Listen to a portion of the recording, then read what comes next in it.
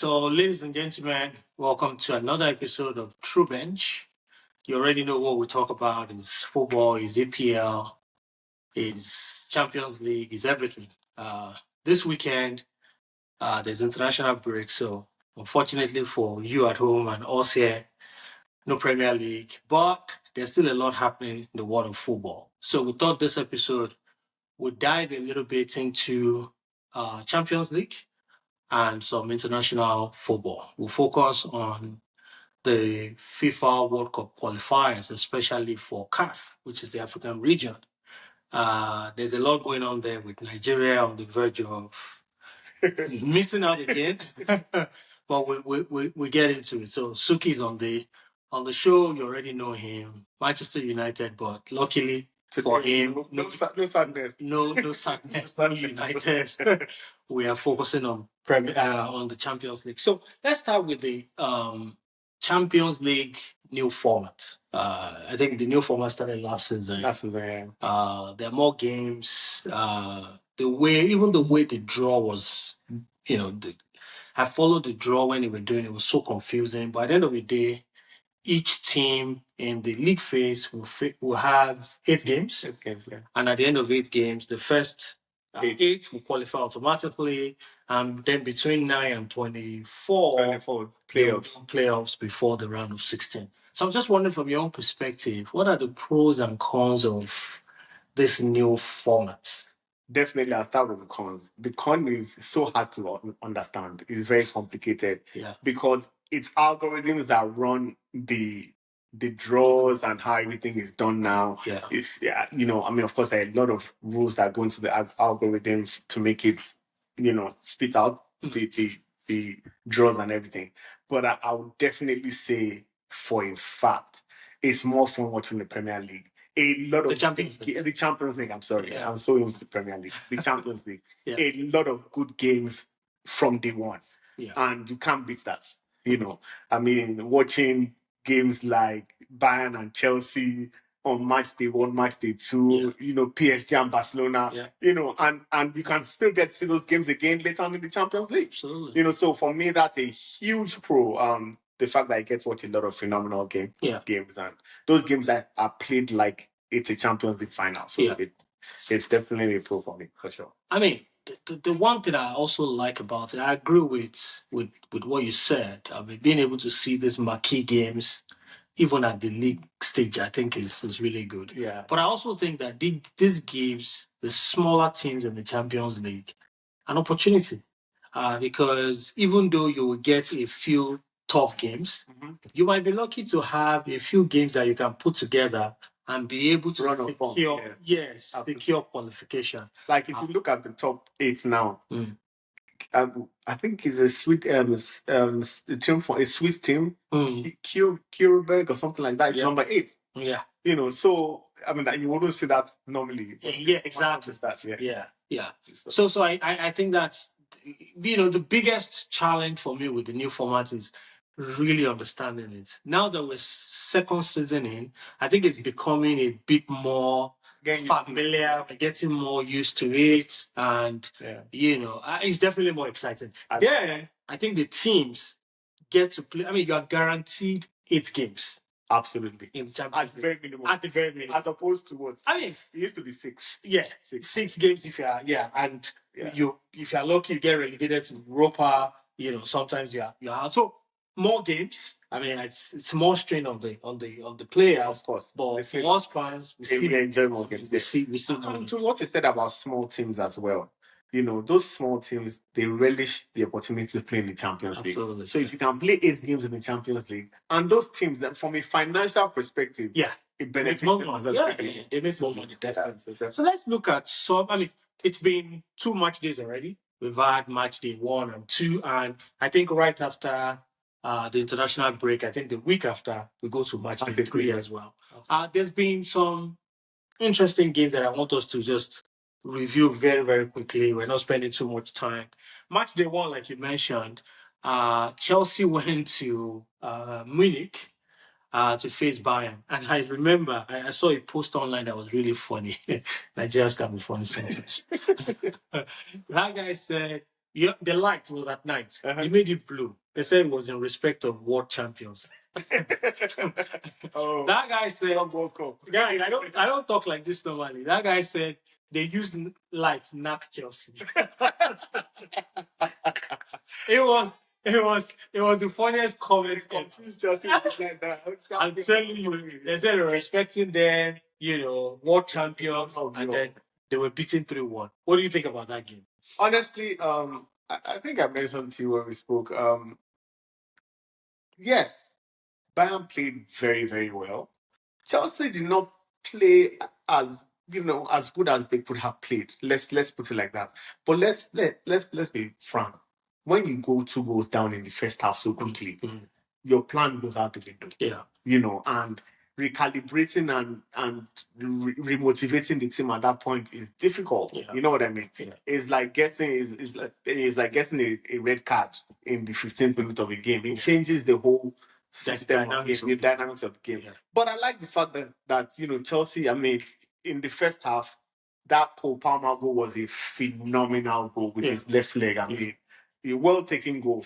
And then let's be frank, those 3 goals that Bayern scored, I mean, besides the penalty, they were deflections. One was a mistake. One was a mistake from just third goal was a trying to play out. Trying to play out from the back. So, it's just that's one of the things you call football luck, in my own opinion. It was just Bayern's team, honestly. As a Chelsea fan, I was disappointed because of the results. I was kind of hoping that, first game back, I mean, Chelsea has been Hove Champions League for 2 seasons back to back. There will be something to look forward to. Everybody was looking forward to it. Excitement was there.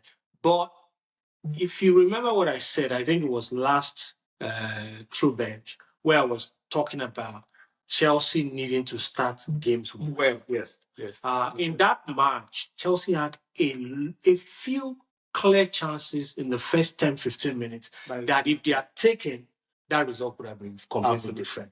They didn't take those chances. The game turned. Bayern Munich is a top team, especially with the way Harry Kane is playing. If you give that guy chances, he will take many of them. And, I think Chelsea recovered in the second game, 3 points in the bag. Let's hope something comes out. Another game that I thought was interesting was Liverpool Atletico Madrid, which was 3-2. I was so shocked about that game. Kind of like the Chelsea game. 2 goals in the first, 15, 20 minutes? Yeah. Same thing. Yeah. And again, it was following the pattern of Liverpool finding those last minute winners. Yes. And, that was exactly what happened in that. Matter of fact, that Atletico game was the first game Liverpool was going to play this season and did not look for a goal at the tail end. That was the first game they were going to score early. Yeah. And not, look for a goal at the tail end. Absolutely. And then match day 2, obviously Liverpool lost to Galatasaray. That was a very good game of football. Even though it was 1-0, that was, and this was Galatasaray coming from like 5-1 defeat in match day 1. Yeah, they played without Osimhen, was out injured, but he came, and I thought it made a significant difference. A huge impact in that game. Yeah, I mean, you can tell that. I mean, I'm not saying Galatasaray is not a good team, but they're a much better team with Osimhen in it. Yeah, much better team. Yeah, absolutely. The guy is a horse. He reminds me of Jude Bellingham. Always grinding, always running, always very hardworking. Very hardworking. Yeah. Very hardworking. And honestly, he should have scored. He had another clear chance that Alisson saved before he was substituted that day. And I thought he could have buried it. Man of the match performance. Absolutely. Absolutely. Yeah. Absolutely. But I think so far, the game of Champions League so far was that game Barcelona versus PSG. Oh, that was a phenomenal game. Yeah. If you want to know how phenomenal that game was, the entire game was filled with chance after chance after chance. Yes. It was a phenomenal game. Like if you go watch the highlights, it was just chance after chance after chance. I mean, it was a phenomenal game. Yeah. And honestly, when you think about PSG, and they had a lot of their star players out for that game. And they still played the way they played. I mean, maybe I'm a bit biased. I love PSG. I love Real Madrid as well. But I mean, I think that was a phenomenal game to watch. So for me, that game, yes, great game of football. But for me, it was a revelation that was not really a revelation in known as the Portuguese who was on the left. There's been a lot of debate that guy is the best. He was the man of the match for that. Yeah. He was phenomenal. His drive from the back was just wave after wave. The point I was trying to make is that there's been a debate that he's probably the best left back. That game was a different dimension to his game. It wasn't about his defense. It was his attack. It was unrelenting. And then he got a yellow card towards the end of the first half. Yeah. And then even the commentator was saying they would have to manage it. Because he was very aggressive in that game. Otherwise, he would get a red card. Yeah. The coach adjusted. He moved him forward and brought in a left back. And that was how they kept the pressure on until they got the winner. It reminded me of PSG because I thought they went, after that loss to Chelsea in the Club World Cup, I thought they went flat. They did a little bit. Yes, they did. But that game, it was like PSG back to the PSG against Arsenal to the PSG in the final. And I'm like, don't write them off in this Champions League. They could come back and really, really hurt you. Again, without all these players, yes, they are playing like this. Yes. I mean, it's just... the Ballon d'Or was not even playing. Dembele was not in that game. And another thing about Nunes that we should talk about is obviously his manager must have spoken to him at halftime that he needs to cool down. Yeah.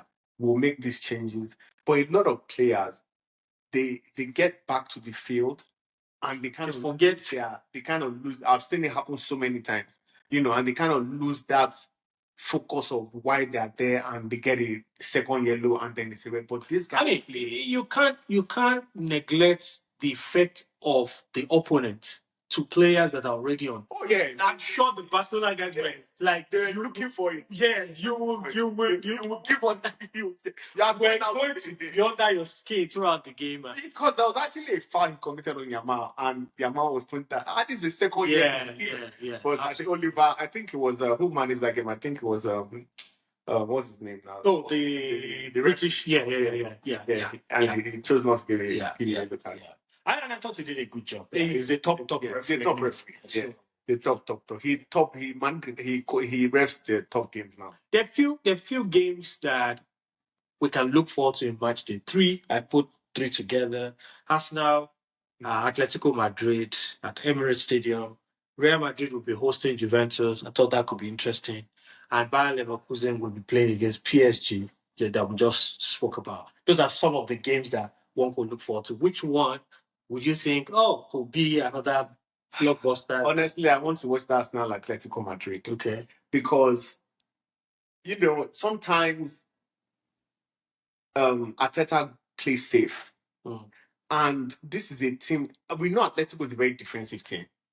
They are a very... Yeah. I won't say they low block, but they're a very defensive-minded team. Yeah. And in this season, they've been up and down.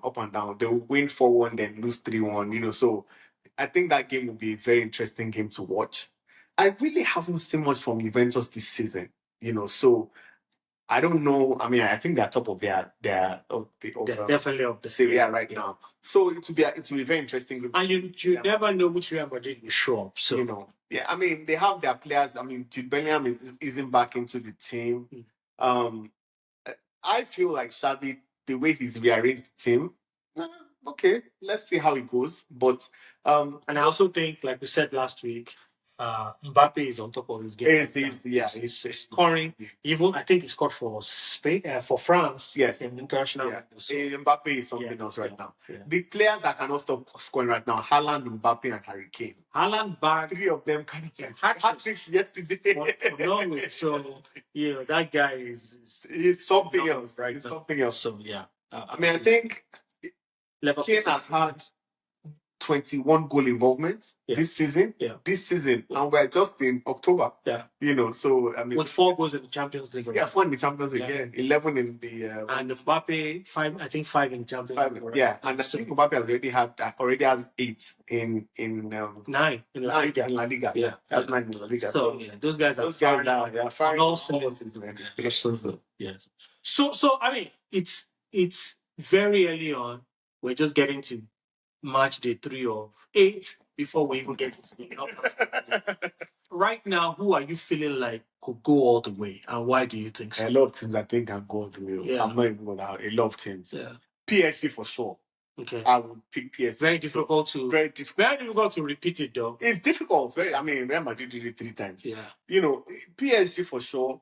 But they are honestly, Arsenal is playing really good football. You want to put Arsenal in Champions League? I mean, I'm not. Hey. I mean, guys, yeah. I know the Arsenal fans want me to say this, so I'm saying it for their sake. They are playing really good football. Yeah. But when we look at the Champions League, it usually comes down to mental strength.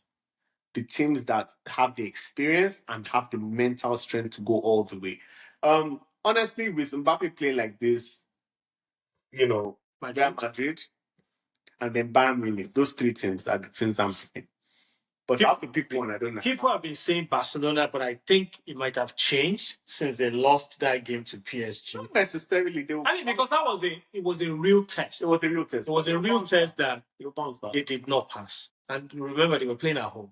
So I'm not ruling them out. And Sevilla beat them 4-1. Yeah, immediately after. So, mini crisis, maybe. No, crisis. Liverpool. I mean, I thought before this mini crisis, Liverpool has the team. They have on paper and the potential to go all the way as well. So absolutely. I won't write them off. I will not write them off. See, the problem is they have a whole 6 games, obviously. But the problem is if you don't gel before December, because that's what we're waiting for that team to gel. Mm-hmm. And as we can see, at least in the Premier League, Mo Salah is not really delivering. Not yet. Yeah. So again, it depends on how quickly they're able to oil that machine, make that team run like a well-oiled machine. Because on paper, I think they probably have the best team. I mean, we've spoken extensively about how good a business they did in the summer. Oh yeah. Some of the arrivals, but I also think that those are the guys who are not at it yet. Florian Wirtz, for example, people have already been questioning. Was it worth the buy? Isak, if not for the fact that we know that Isak is already proven in the Premier League, people have been wondering. Say goodbye as well. Meanwhile, Ekitike is firing. Yeah. For me, Ekitike should be for right now based on form, should be the main striker. But I think what he's doing is he's trying to find that form in Isak. So when both of them are firing on all cylinders, you'll figure out a way to play those guys. So he doesn't want to leave. Well, my opinion, he doesn't want to leave Isak on the bench because he's not performing well. You leave him on the bench, then what happens? So he's kind of making him think you need to start. And that's what I think. And if they gel, we can't even write off Manchester City, to be honest. Let's be frank. Yeah. They're so, I think we should come back to this question in December. Yeah. And I also think that, call me biased or not, I think Chelsea could spring a surprise on everybody, actually. Because that team, I agree, I think it's a team of the future, but it's also a team that can cause damage to a lot of And you have some key injuries as well now. Yeah. Fofana is not playing. Yeah. That back line is decimated right now. So, I'm hoping that. And Kopama has not been playing. Yeah. So, So let's leave Champions League and go back to.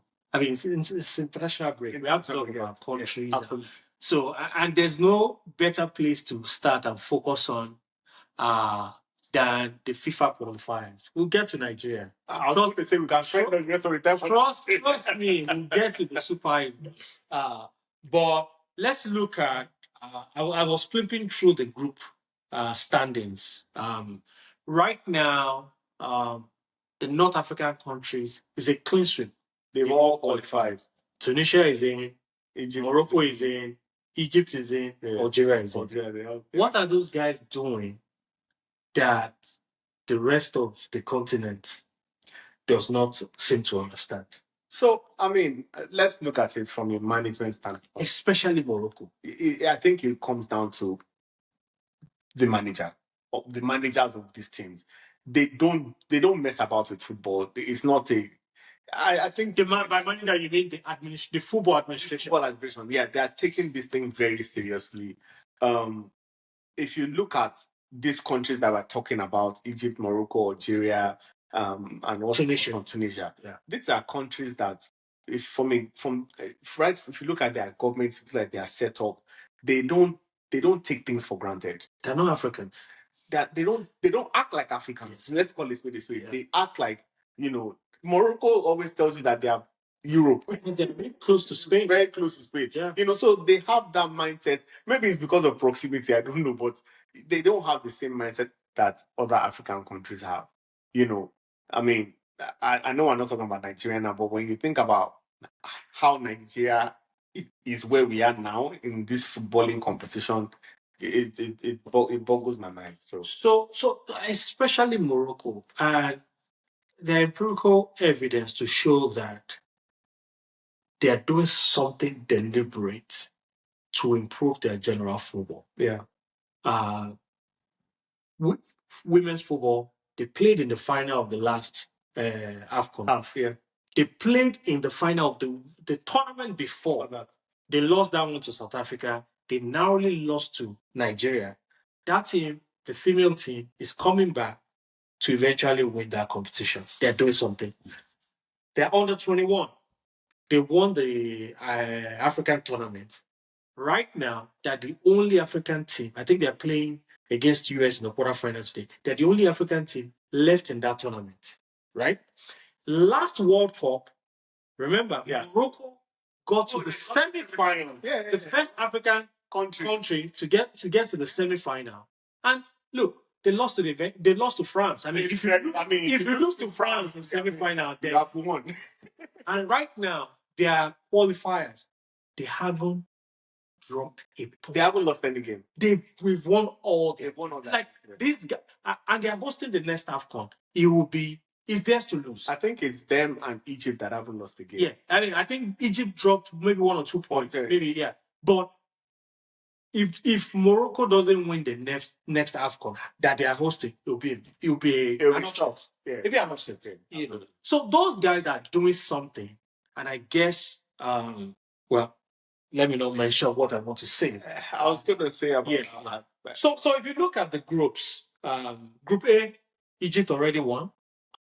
Group B is very interesting because it's still open, even though Senegal is leading.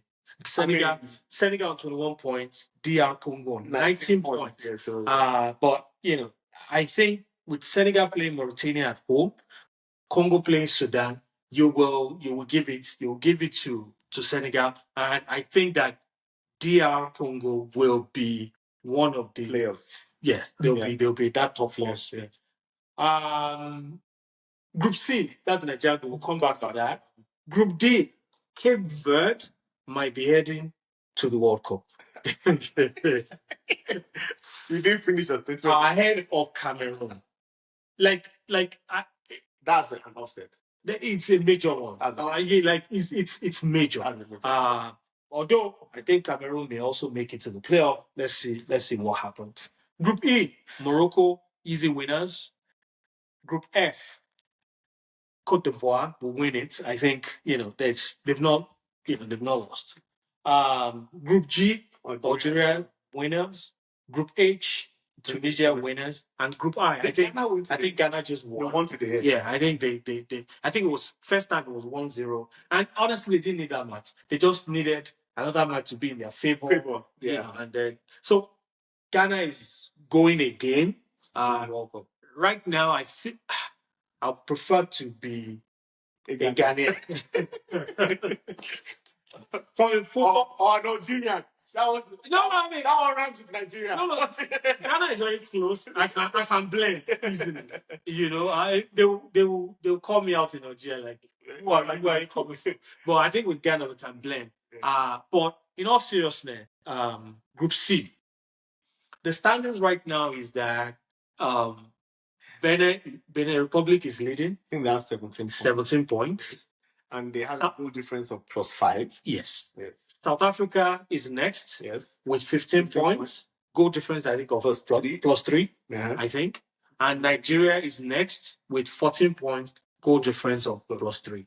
Now, the setup is that on Tuesday, Nigeria will host Benin. And at the same time, South Africa will host Rwanda. Yes. We need to win our game by 1-0. 2-1, actually. So if it's 1-0, we just need 1-0. Okay, because if they score, then we'll need a 2. Okay, 2-goal win, yes. We'll get to, can Nigeria keep a clean sheet? And then we need Rwanda to do us a favor and take points away from South Africa. Just take a draw. Just take something from them.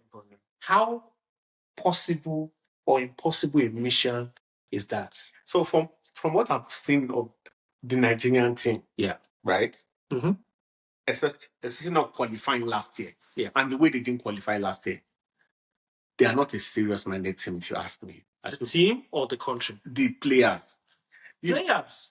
Wow. When I say they're not a serious-minded, there are some games you go into as a footballer that you know that you tell yourselves, we are not losing this game today. You know what I mean? So I'm not saying they're not capable of playing a good game, but this match is in there. I won't say it's in their hands entirely. It's not, though. But they have to beat Benin. They have to beat Benin. So if you ask me, and I'm saying don't go in with the mindset of 1 goal. Go in with the mindset we have to beat. We are keeping a clean sheet and we are scoring a minimum of 2 goals. So that's where I think, because at the end of the day, Wally, don't be surprised if Rwanda take points away from South Africa. And then we don't, and we don't win. That's what I'm trying to say about they're not serious. I get it. So let's go to the genesis of this problem. So I think there's a place for the players to take some responsibilities for some of the results that we got. But I think that the way the NFF has prosecuted these qualifiers is malpractice. You are coming from not going to Qatar. Mm-hmm. A big there was no reason. We had playoff with Ghana. There was it was not justified. I was so unfortunate. I had a business trip the week after we lost that qualifiers, the 2022 to Ghana. And I met some of my friends. And one of them said, look, we were shocked that we picked that ticket off Nigeria. It's just like, you guys are never prepared. You guys don't take things seriously. But so I'm going somewhere. On the back of that, we then went into this not knowing who the coach was even going to be. Remember, it was just after Nations Cup. Is this guy going to go? Is he going to be retained? Yeah. He played the first game. The first 2 games. The first game was against Lesotho in Nigeria, and we could not win. That was the beginning of the end. Yeah. And then we went to Rwanda to play Zimbabwe, and we did not win again. Fine, that was that international break. A serious federation would be like, look at where we're coming from. We just missed something, right? We just missed a major tournament. We're behind. We need to make our change right now and be decisive. Guess what? They did exactly the opposite. They brought Finidi George. It was a joke. And then we drew South Africa, and then we went to lose. If you look at that log, Nigeria they've only lost 1 game. It's just drawing everywhere. Just drawing everywhere. And then we lost to Benin. If you ask me about what is going to happen, there's no crystal ball here. But if you ask me about what's going to happen on Tuesday, with what I saw against Lesotho, you could feel the seriousness, the urgency, the passion and willingness to win. I saw that clearly in the players. I saw that football can be funny. Football can be cruel. I mean, they could have scored 4 goals in that game, and we could have drawn that game as well. That last, I was almost dying here when I saw that thing. So, if you ask me what's going to happen on Tuesday, I think Nigeria will do the business. I think they'll win, and I think they'll win by a couple of goals. We will see the Super Eagles that we've not seen in a while. Okay. But I think South Africa might get the result they're looking for as well. That is my Rwanda. That is Rwanda has nothing to. They have nothing to play for. Nothing at all. But Zimbabwe had nothing to play for. If you see the way, I saw some minutes of that match, especially towards the end. They were playing as if they were playing the World Cup final. It was bloody. I said, did South Africa offend Zimbabwe? So what is going on? Do you really think Benin is going to take that chance? Knowing fully well that it's football, there's nothing they can do. The quality in the Nigerian team is far better. It's like, wait. Think about it. Think about it. It's not lose, Benin is still going to go through. Anyway. No, they won't. If we want, I'm talking about Nigeria. If South Africa loses, I'm sorry. If South Africa loses, right, or draws, yeah, won't Benin will still go through now? They'll be second. Yeah, they might go to playoffs. They'll go to playoffs. Of course. That is possible. Yeah. It's possible if South Africa doesn't win. Yes, but in terms of, people have been saying,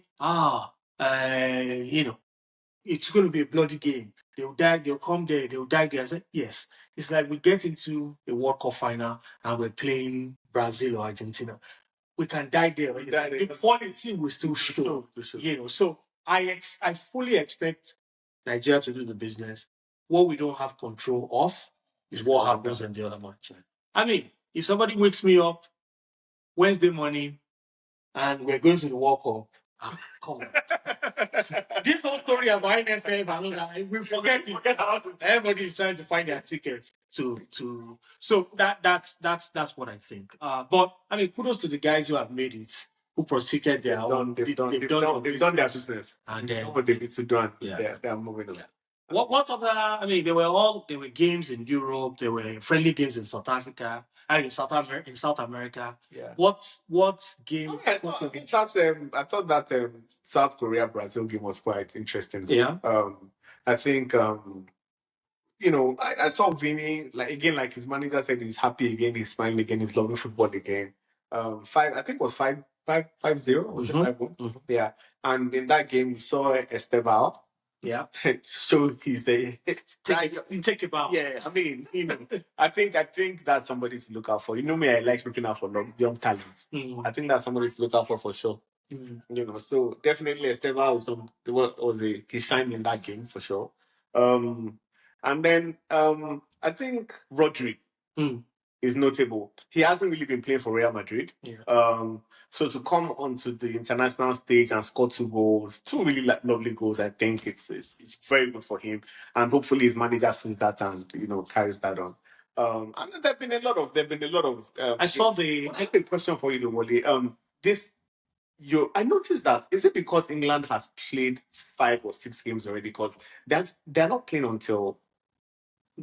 So 1 day or 2. Yeah. So the way it's set up, because of the number of teams sometimes in the group, there will be match days where one will not play. I noticed that. Yeah. So that happened, and that's why they play the friendly game, and then they have it. And when you look at the table, there are teams that played 6 games. There are teams that played 7 games. That's played 5 games. Yeah. So it's kind of funny. Yeah. And the other game I saw that was interesting to me was Argentina Venezuela. They had a friendly game. Obviously, I was watching out for the Chelsea players in that. I saw Enzo Fernandez in a different light.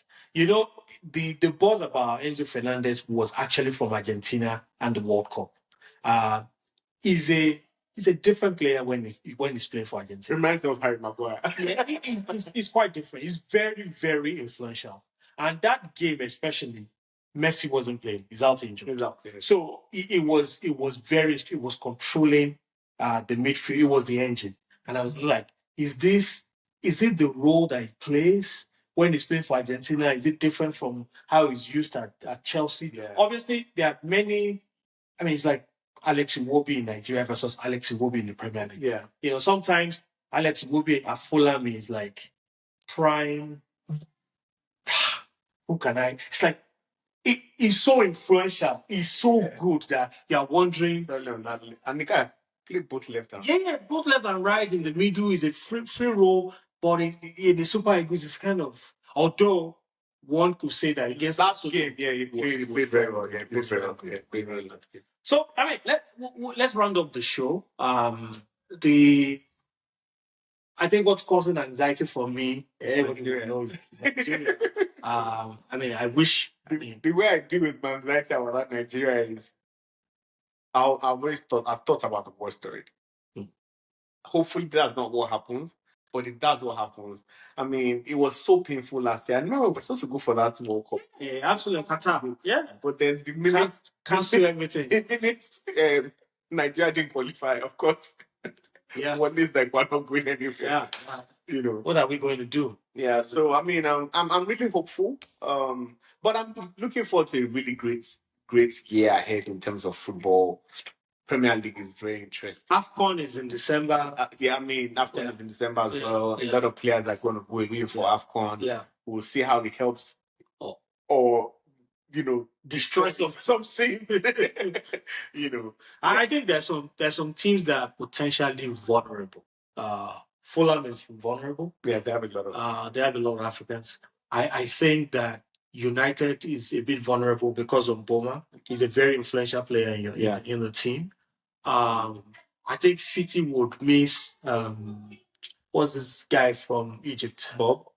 No. The Egyptian. Mamouche. Mamouche. City will miss Mamouche. Yeah. I think that Liverpool and Mo Salah, you know, that's another one. If it's not firing by December, they might not really be same. They might not really be same. Anyway, so guys, we've talked about a number of things. Obviously, the Nigerian qualification, is top. Depending on when you are watching this, if it's before the game, let us know what you think. I think that Nigeria will do the business, but I also think that South Africa might do their own business. And you know what that would be. If you're watching this after it has happened, tell us how you feel. It's either you're very, very angry or you're very, very angry. We still like to hear from you either way. So until we see you next time when the Premier League will be back. Yep. Take care and keep watching. Subscribe, like. Yeah. Do everything. More content. Absolutely. Yeah.